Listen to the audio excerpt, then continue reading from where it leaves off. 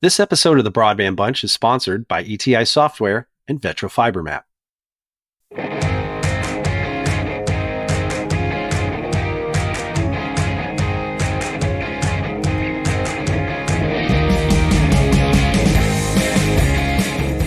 Hello, everyone in broadband land, and welcome to another episode of the Broadband Bunch. I'm your host, Brad Hine, once again, bringing you stories, stats, and samples from the growing world of broadband. Our guest today has spent much of her career working with broadband and telecom initiatives in the southwestern United States. By working with state regulatory officials and legislatures, she's advanced strategic broadband goals in her current state of New Mexico. Her many credits are working in external affairs and marketing management for New Mexico-based Sacred Wind Communications. Also, where she was dedicated to improving telecommunications services to rural and tribal areas was within New Mexico also. She spent time in the FCC's Communications Equity and Diversity Council group and is a current board member for the New Mexico Technology Council. She was also a recent recipient of the Albuquerque Business Firsts 40 Under 40 Award. Please give a warm welcome to the City of Albuquerque's Broadband Program Manager, Catherine Nicolaou. Catherine, welcome to the bunch. Hey, Brad, thank you for having me. Absolutely. I think I read last fall that this position at the City of Albuquerque is a first for the city. Is that correct? It is, absolutely. I'm the first broadband manager, so that's super exciting. The city was doing lots of things in broadband prior to me coming on. Obviously, pre-pandemic, the city was involved with free Wi-Fi. And then during the pandemic, that was definitely increased to providing free Wi-Fi to community centers, senior centers, parks, libraries. And then, of course, partnering with the Albuquerque Public School District, which is one of the largest school districts in the country. Well, that's great. That's great news. And welcome to 2025 also. I hope you had a great 2024 and welcome to the new year. Happy New Year to you guys, too. Well, tell our listeners a little bit about your current role in Albuquerque, City of Albuquerque, and maybe share us like a little day-to-day that you're going through right now or over the last year or so. Yeah, absolutely. Interestingly enough, the other day my daughter came home from school. I guess the internet went out or they were having trouble with their Chromebooks. I'm not sure. I don't remember exactly what it was, but she turned to her classmate and said, "It's okay. My mom's in charge of the internet." So I don't That's think that's necessarily a good thing, right? Because we can't control all that stuff. But they take pride in what I do, and so do I. But my role is as a voice for all community members, all residents in the city of Albuquerque, and it's really striking a fine balance between, bringing my expertise in the industry to the city, and in a way advocating, right, for fair practices at a government level for companies to be successful in our city, but almost more important than that is the needs of our residents. And so I take a lot of pride in that part, being, representing all residents of Albuquerque in terms of where are we going with our internet service? What do we have? What do we lack? What is our overall goal and our mission? And how are we going to get there? And we do. We actually have a mission, and it's basically that all residents, businesses, and industry will have equal access to high quality, affordable internet services, but in a competitive marketplace where everyone can thrive. So that's what we're trying to achieve. And we're making strides. We really are. It's quite exciting what we have going on in the city of Albuquerque. wonderful, wonderful. I know that there's some really interesting stats when you and I initially spoke of Albuquerque, kind of the population, the unserved versus the underserved. You mentioned some poverty rate statistics also. Do you mind sharing those again with our listeners? I thought those were really cool. Yeah, absolutely. If you don't know that much about Albuquerque, or if you're listening from Albuquerque, the main points here is that it's a wonderful place to work and live. It truly is. We have a tremendous amount of culture. We've got tribes, nations, pueblos that surround the city of Albuquerque. So we have the Isleta Pueblo, the Sandia Pueblo, the Laguna Pueblo, the Navajo Nation. If I'm forgetting any, forgive me. And so those are some of the what borders, the city of Albuquerque itself. There are about 40,000 Native American residents living in the city. The city size in terms of landmass is like 187 square miles, and we are the fourth largest city in the Southwest. Hmm. We also have a very robust rural telecom industry. There's about 12 to 14 rural companies providing service in the rural and tribal areas of our state. And the mission that we have at the City of Albuquerque is also important, Brad, because it makes us less vulnerable to federal and state changes. And so what we're doing here is to kind of allow us some independence so that we don't have to depend on federal broadband money. It's always an option.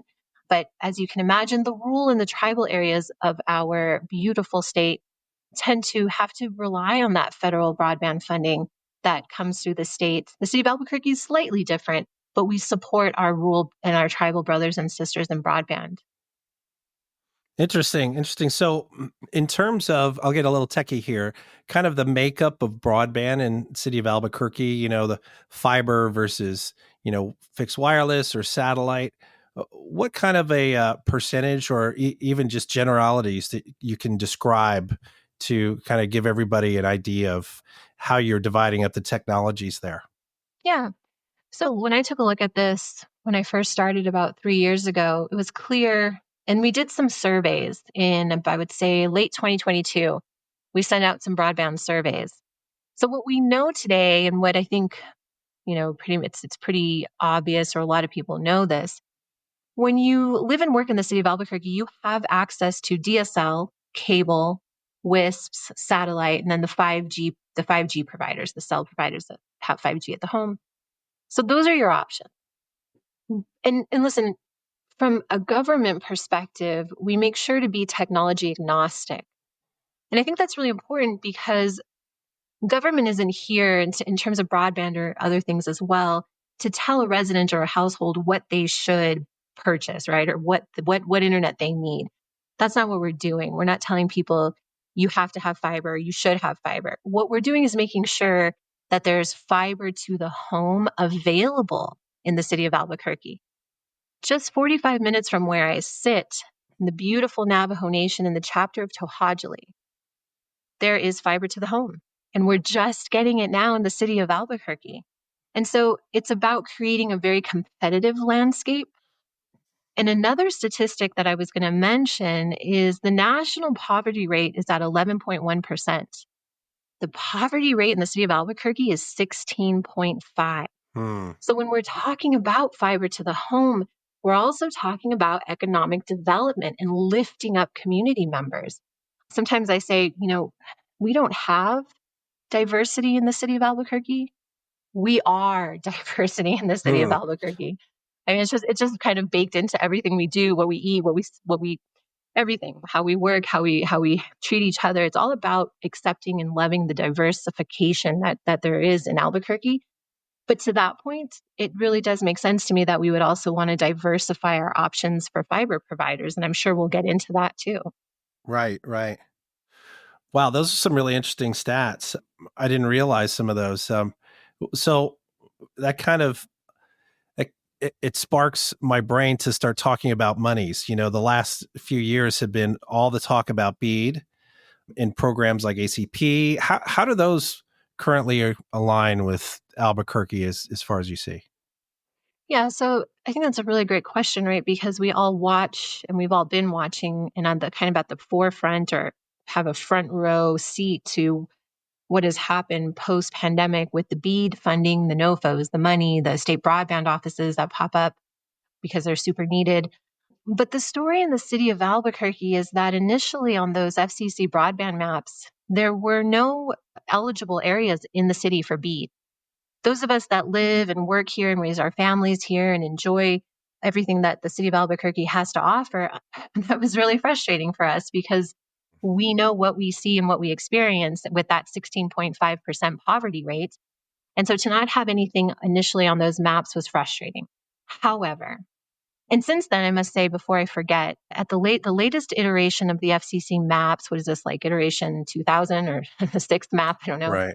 There are some PAUs that have popped up in the city of Albuquerque that are eligible. So I actually have been contacted by some providers who are looking at that. So that'll be another story to watch and see how that plays out. We're in the beginning of that. So I guess in that way, in terms of BEAD funding, we're kind of at the end of we're behind the game, maybe you could say. But here's what happened to Albuquerque. There were private providers that I guess did some research and decided, hey, there's not fiber to the home in Albuquerque. And I want to be clear. I understand the city of Albuquerque understands Albuquerque has had fiber for a long time, 20 years minimum. But that's fiber to the premise, fiber to a business, fiber to the node. That is not fiber to your home. Right. So that's the difference of what we're doing here. So was I saying that these providers, looked at Albuquerque and saw that there wasn't fiber to the home. So they approached the city and said, hey, we'd like to have access to your right of way so we can build our infrastructure and provide service. Well, that's where the broadband office came in at the city of Albuquerque. And so we sat across the table from these companies and we had an interesting conversation with them. Long gone are the days of cities saying, I mean, maybe some cities probably still do this, but they don't have to do this anymore if they don't want to. There's more expertise that cities can acquire in terms of broadband. And so what we did is we said, we understand you want access to our right of way, and we know what it's for. However, we're going to have a digital equity conversation. And these companies looked at us like we had three heads. They said, no other city tells us this. I said, we don't really care what other cities do. If you can go to other cities, or you can sit with us and talk about what digital equity means for us here in Albuquerque. And what that means is we're not going to stand for digital redlining. Now, listen, I know that there are reasons besides wanting the most out of profit and revenue. There are other reasons why companies sometimes are not able to provide service in the lowest income areas. There are other reasons, but regardless of those reasons, we set a standard. And that standard requires the city and the providers to be very good partners to make sure those providers are able to and can and will provide service in the low income areas of our city, the moderate income areas, as well as the high, the more affluent areas. That's a beautiful story. That's something we're very proud of. That's really amazing. A lot of times, what I hear is providers will tell cities what to do. I like that you've essentially drawn a line and said, this is what we expect. These are the requirements, and you have to toe the line. So I commend you in the city of Albuquerque for that. That's great. It's great for your constituents too. Thank you. I'm continually surprised at some of these stats that you're sharing with me, but I know what also makes the city of Albuquerque unique is tribal nations and their broadband connectivity, which you've kind of spoken to a little bit already. Can you expound on that? Yeah, I would say, the one thing that comes to mind, Brad, is tribal sovereignty. And that's huge. That's really big in terms of everything that the tribes and the nations do. I'm not a member of a tribe, but when working with tribal brothers and sisters in broadband, whether there's the Isleta Pueblo who's doing fiber to the home, the Laguna Pueblos working on fiber to the home, it's about being communicative and supportive. And there's a huge amount of trust that you have to build with community members. And it's an honor to be able to build that trust and have that communication with the tribes, the Pueblos, and Navajo Nation. And then they will let us, meaning the ISP, meaning government, meaning whoever it is that they decide they need help from, they want to work with, or that they want to help. It's really on them and up to them. Sometimes I run into consultants that want to help the tribes, and they don't really seem to understand that tribal sovereignty means it's not going to go on your timeline. It's going to go on their timeline.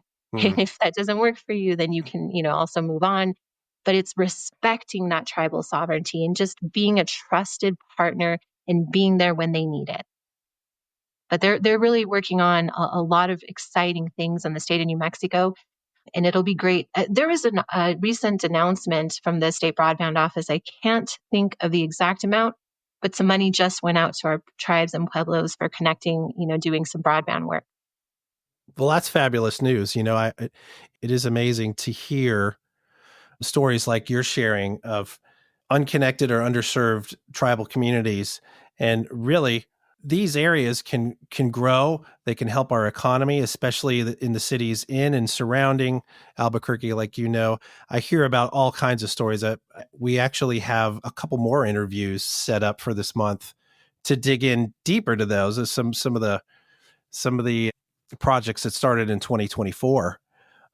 But I'm curious about your background, because I know in my intro I shared that you worked for Sacred Wind Communications, but I'm curious what got you started in the digital technology side and what grew your passion for this. Can you share a little bit about how you got started in broadband and technology?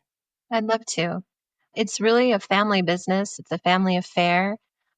Both my husband and I had the privilege of starting at a rural local exchange carrier